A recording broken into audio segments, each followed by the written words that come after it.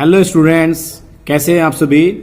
आज हम 10th class की साइंस स्टार्ट करने जा रहे हैं और इसमें आपके साइंस में 3 बुक्स होती हैं। सबसे पहली जो बुक्स होती है वो आपकी केमिस्ट्री होती है, फिर सेकेंड आपकी बायोलॉजी, या फिर उसके बाद थर्ड जो होती है वो होती है फिजिक्स।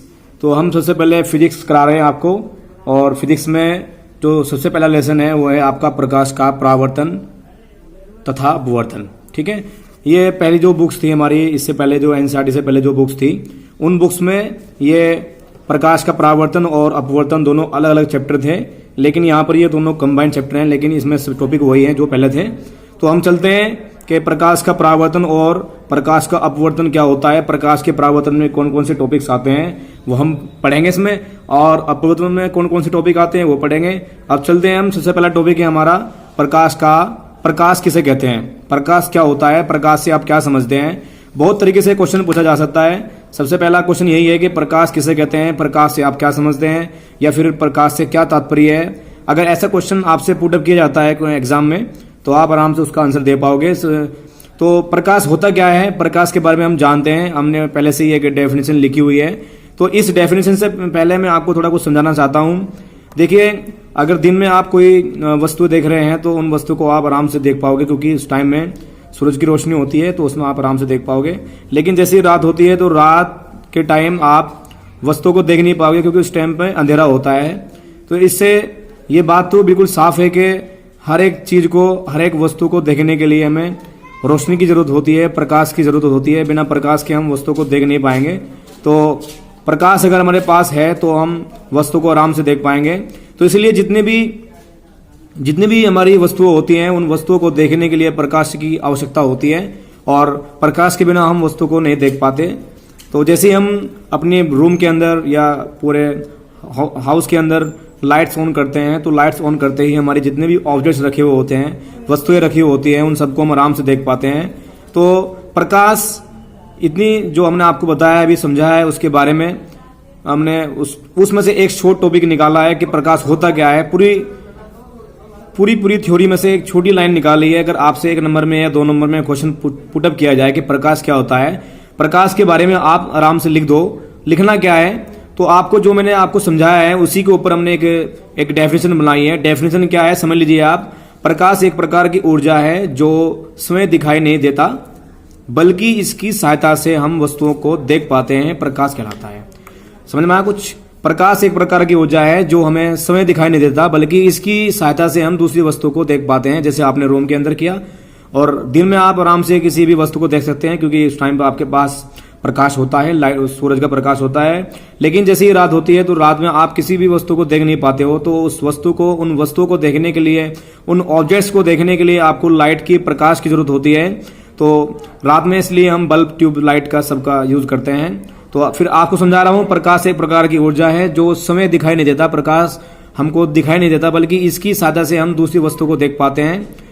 और इसी डेफिनेशन को बिल्कुल क्लियर वे में हम आपको एक बार और बता रहे हैं। प्रकाश एक प्रकार की ऊर्जा है जो समय दिखाई नहीं देता, बल्कि इसकी सहायता से हम दूसरी वस्तु को देख पाते हैं, प्रकाश कहलाता है। अब चलते हैं प्रकाश के ऊपर ही। फिर 2 वस्तुएं होती है हमारी, एक तो होती है प्रदीप्त वस्तुएं और एक होती है अप्रदीप्त वस्तुएं। तो क्वेश्चन पूछा जाता है कि प्रदीप्त तथा अप्रदीप्त वस्तुओं से आप क्या समझते हैं, या प्रदीप्त या अप्रदीप्त वस्तुएं क्या होती हैं, उदाहरण से समझाइए। तो आपसे एग्जांपल्स पूछे जाएंगे। तो सबसे क्वेश्चन 2 में हम चलते हैं। क्वेश्चन 2 में यही है कि प्रदीप्त तथा अप्रदीप्त वस्तुओं से आप क्या समझते हैं, उदाहरण सहित समझाइए। सबसे पहले तो यही है कि प्रदीप्त वस्तु होती क्या है, आपको हम अपनी लैंग्वेज में समझा रहे हैं। उसके बाद आपको इसकी डेफिनेशन लिखाई हमारे पेज पे पहले से ही है।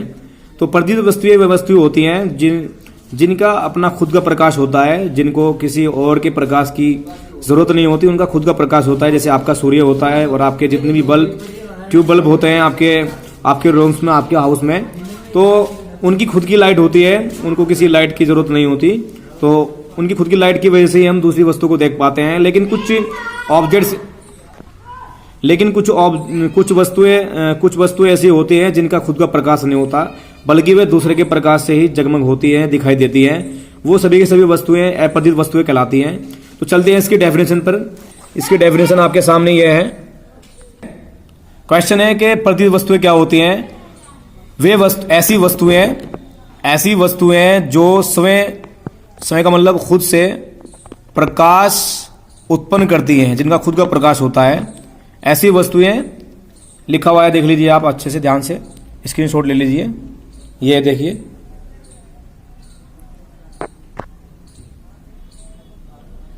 ऐसी वस्तुएं जो स्वयं यानी खुद से प्रकाश उत्पन्न करती हैं प्रदीप्त वस्तुएं कहलाती हैं, जैसे सूर्य, वैद्युत बल्ब आदि। सूर्य का भी अपना खुद का प्रकाश होता है और वैद्युत बल्ब का भी अपना खुद का प्रकाश होता है। जरूर नहीं कि उदाहरण आपके यही हो सकते हैं, आपके उदाहरण और भी हो सकते हैं जो आपकी नॉलेज में हो, आप लिख सकते हैं। अब चलते हैं, सेकंड है आपका अप्रदीप्त वस्तु किसे कहते हैं। अप्रदीप्त वस्तु लिखा है, देखिए,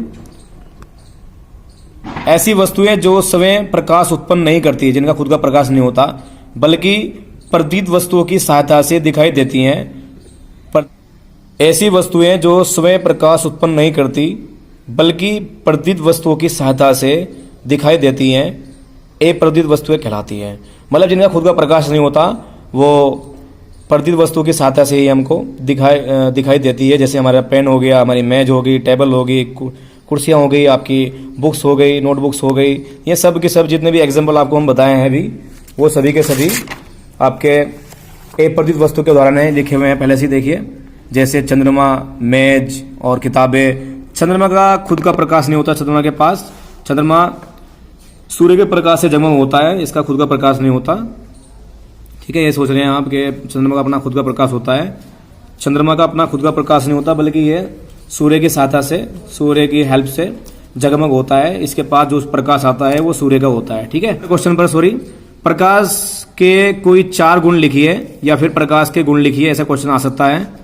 और ये आपका टॉपिक का है, ये हम कोई क्वेश्चन अपनी तरफ से नहीं करा रहे हैं, ये सब आपके कोर्स से संबंधित क्वेश्चंस हैं। अब नेक्स्ट क्वेश्चन है हमारा क्वेश्चन थर्ड, प्रकाश के कोई 4 गुण लिखिए, ऐसा क्वेश्चन आ सकता है, या फिर प्रकाश के गुण लिखिए, ऐसा भी क्वेश्चन आ सकता है। तो ये आपका जो हमने क्वेश्चन पुटअप किया है आपसे, ये आपके सिलेबस से ही है, आपके चैप्टर से ही है। तो चलते हैं, प्रकाश के गुण क्या होते हैं। सबसे पहला गुण है आपका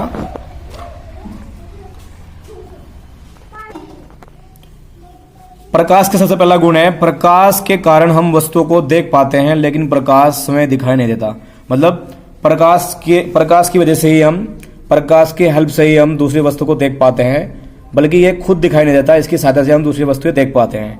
सेकंड आपका इसका गुण है, सेकंड प्रॉपर्टी है इसकी, प्रकाश विद्युत चुंबकीय तरंगों के रूप में चलता है। जैसे आपकी एक रोप्स होती है, रस्सी होती है, वो जैसे लहर लेती है ना, ऐसे ही आपके विद्युत चुंबकीय तरंगें होती हैं। वो आपके जब आप मैग्नेटिक चैप्टर पढ़ोगे उसमें सब समझ में आ जाएगा क्या होती है विद्युत चुंबकीय तरंगें। अब चलते हैं, इसका थर्ड जो गुण है, चमकदार व चिकने तलों पर प्रकाश का परावर्तन होता है। मतलब कि जब भी, इसका थर्ड गुण आपके सामने है, चमकदार व चिकने तलों पर प्रकाश का परावर्तन होता है। यानी जब भी आपका चमकदार व चिकना तल होगा तो प्रकाश का परावर्तन होगा। प्रकाश का परावर्तन होता क्या है कि प्रकाश जैसे ही चमकदार व चिकने तल पर गिरता है तो उस पर टकराते ही वो अपने ही माध्यम में वापस लौट आता है, ना कि अंदर जाते। अंदर नहीं जाएगा वो, अपनी मतलब जैसे दीवार के ऊपर लगा तो दीवार पे ऊपर लगते ही वापस अपनी ही जिस डायरेक्शन से वो आया था उसी डायरेक्शन में वापस चल जाएगा। ठीक है, अब चलते हैं इसका फोर्थ जो गुण है, फोर्थ गुण में पढ़ते हैं, प्रकाश निर्वात। निर्वात का मतलब होता है वायु यानी कि हवा। प्रकाश निर्वात में चल सकता है। निर्वात में प्रकाश की चाल 3 गुना 10⁸ मीटर पर सेकंड होती है। उसके बाद आपका फिफ्थ जो इसका गुण है वो है साधारणतः। अगर सिंपल वे में हम देखें, सिंपल वे में जो आपका प्रकाश होता है वो सीधी रेखा में चलता है, लेकिन मैग्नेटिक वे में वो आपका तरंगों के रूप में चलता है, विद्युत चुंबकीय तरंगों के रूप में चलता है। उसके बाद चलते हैं हम, इसका सिक्स गुण क्या है, प्रकाश पारदर्शी माध्यम जैसे कांच, वायु आदि में से गुजर सकता है, परंतु अपारदर्शी माध्यम जैसे लोहा, लकड़ी आदि में से नहीं गुजर सकता। सबसे पहला तो क्वेश्चन यही है कि पारदर्शी और अपारदर्शी माध्यम क्या होता है। पारदर्शी माध्यम वो माध्यम होता है जिसमें हम आर पार देख सकते हैं, जिसके आर पार जिसके इधर से उधर देखा जा सकता है। ठीक है, और अपारदर्शी माध्यम वो माध्यम होता है जिसमें हम आर पार नहीं देख सकते। जैसे आपकी पॉलीथीन्स होती है, व्हाइट वाली पॉलीथीन्स, उसमें हम देख सकते हैं। शीशा होता है, उसमें हम देख सकते हैं, आर पार देख सकते हैं। लेकिन जैसे हमारी दीवार हो गई, या लकड़ी की कोई मेज हो गई, या लकड़ी हो गई, या लोहा हो गया कोई आपका, तो हम उसके आर पार नहीं देख सकते, तो इसलिए वो आपका अपारदर्शी माध्यम होता है। तो जो आपका 6 गुण है ये वेरी इंपॉर्टेंट है। प्रकाश पारदर्शी माध्यम में से गुजर सकता है परंतु अपारदर्शी माध्यम में से नहीं गुजर सकता। अब चलते हैं इसका 7th जो आपका इसका गुण है वो पढ़ते हैं।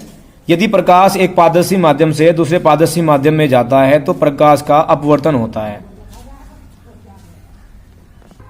अब चलते हैं इसके हम 7 गुण पर चलते हैं। यदि प्रकाश एक पारदर्शी माध्यम से दूसरे पारदर्शी माध्यम में जाता है तो प्रकाश का अपवर्तन होता है। यानी प्रकाश एक पारदर्शी माध्यम से जैसे ही दूसरे पारदर्शी माध्यम में जाता है तो वो अपनी डायरेक्शन से भटक जाता है, सीधा ना जाते हुए वो इधर उधर मुड़ जाता है और उसके मुड़ने को ही प्रकाश का अपवर्तन कहते हैं। ये टॉपिक आने वाला है नेक्स्ट, जो प्रकाश के परावर्तन के बाद जो अपवर्तन आएगा उसमें आपको पढ़ाया जाएगा प्रकाश का अपवर्तन क्या होता है, पूरा डिटेल में पढ़ाया जाएगा आपको।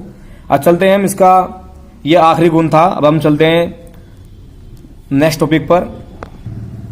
नेक्स्ट टॉपिक है हमारा प्रकाश के परावर्तन से आप क्या समझते हैं। प्रकाश के परावर्तन के नियम भी लिखिए। यानी कि प्रकाश का परावर्तन क्या होता है, आप इससे क्या समझते हो, क्या जानकारी प्राप्त करते हो इससे। ठीक है, आपके पास एक डायग्राम बना हुआ है, मैंने पहले से ही बनाया हुआ है। ये डायग्राम आपका, ये जो है M1 M2 एक कोई तल है जिस पर हमने एक पेंट किया हुआ है, या समझ लीजिए आप हमने इस पर इसको हमने थोड़ा चिकना किया हुआ है। ठीक है, या इसके ऊपर पेंट किया हुआ, मान लीजिए पेंट किया हुआ है। तो जैसे इसके ऊपर प्रकाश की कोई किरण, सपोज कीजिए यहाँ पर कोई आपका सूर्य था और सूर्य से किरणें आई आपकी, और जैसे इसके ऊपर गिरती हैं जो आने वाली किरणें होती हैं उसको आपतित किरण बोलते हैं। जो टकराकर वापस जाती है अपने माध्यम में उसको परावर्तित किरण कहते हैं। ठीक है, तो समझ लीजिए ये डायग्राम आपको बहुत ज़्यादा हेल्प करेगा प्रकाश के परावर्तन को समझने के लिए और प्रकाश के परावर्तन के जो नियम होते हैं उनको समझने के लिए। तो ये जरूरी है कि डायग्राम आपको क्या कह रहा है। फिर समझा रहा हूं मैं, जो M1 M2 है ये एक तल है जिसके ऊपर पेंट किया गया है या कली की गई है। तो इसके ऊपर जैसे ही कोई प्रकाश की किरण गिरती है तो वो किरण जैसे ही इसके ऊपर प्रकाश की कोई किरण गिरती है, इस पर गिरते ही वो अपने ही माध्यम में वापस लौट जाती है। अब इसके दो माध्यम है, एक तो माध्यम यह है, यानी एक तल तो यह है और एक तल यह है, तो उसके दो माध्यम है, दो सरफेस है। जिस माध्यम से वो आई थी, जिस रास्ते से वो आई थी, अपने रास्ते में वापस उसी ओर मुड़ जाएगी। ठीक है, तो फिर समझा रहे हैं आपको, प्रकाश की किरण जब किसी पोलिसदार तल पर गिरती है तो गिरकर वो अपने ही माध्यम में वापस लौट जाती है। तो आने वाली किरण को हम बोलते हैं आपतित किरण और जाने वाली किरण को बोलते हैं परावर्तित किरण। और जो बीच में है ये परपेंडिकुलर आपको दिख रहा है सीधा, ये बोलता है अभिलंब। और अभिलंब हमेशा आपतन बिंदु के ऊपर होता है, आपतन बिंदु के ऊपर ही खड़ा होता है सीधा ये। तो आपतन बिंदु अभिलंब, आपतित किरण अभिलंब के साथ जो कोण बनाती है उसको आपतन कोण कहते हैं। ऐसा क्वेश्चन पूछा जा सकता है आपसे, हमने थ्योरी में नहीं लिखा है। ऐसा अगर क्वेश्चन पूछ लिया आपसे तो इस डायग्राम से बन जाएगा। पूछ लेंगे आपतन कोण क्या होता है तो आप बताएंगे आपतित किरण अभिलंब के साथ जितना कोण बनाती है उसको आपतन कोण स्मॉल आई कहते हैं। और अगर ये क्वेश्चन पुटअप कर लिया उन्होंने आपसे कि परावर्तन कोण क्या होता है तो आप बताएंगे परावर्तित किरण अभिलंब के साथ जितना कोण बनाती है उस कोण को परावर्तन कोण स्मॉल आर कहते हैं। ठीक है, अब ये इस डायग्राम के ऊपर ही आपके प्रकाश का परावर्तन की डेफिनेशन है। प्रकाश के परावर्तन से आप क्या समझते हैं, अब देखते हैं।